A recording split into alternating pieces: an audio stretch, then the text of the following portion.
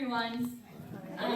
So tonight I'm actually going to be speaking about my fiance Bryson, and he actually didn't know I was going to be speaking. So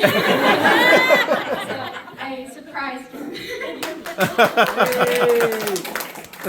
I think it's good to preface this story that it's going to include a lot of moments. So it's going to be a lot of first times I saw your face doing certain actions, right? Like laughing or smiling. Because I'm not great at first impressions, and they don't usually last long. And they can end up being slightly awkward, as I'm an awkward person, but I try my best most of the time. But the night Bryce and I first met, I was at an apartment complex with my friends.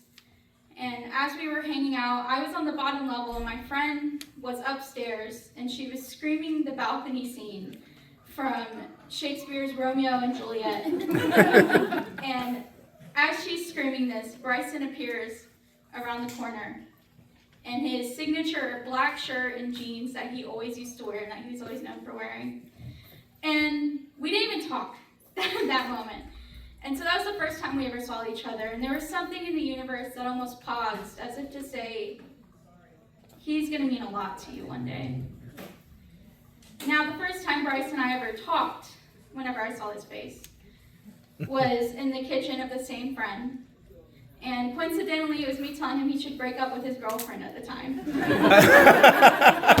Completely unrelated motives. And it was weird because I remember having this conversation, and I had just broken up out of a long-term relationship, and part of me's like, I think you're going to date him one day. And part of me's like, that's weird, you just met this guy. But it ended up being true.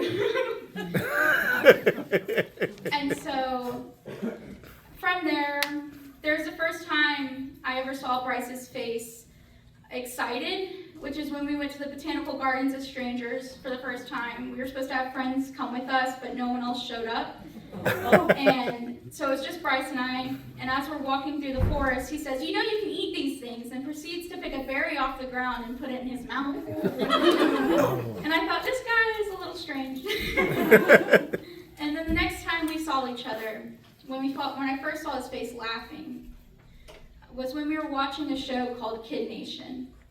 And for those of you who don't know what Kid Nation was, it's the set of the Ridiculous Six, the Wild West show, that they put a bunch of kids on.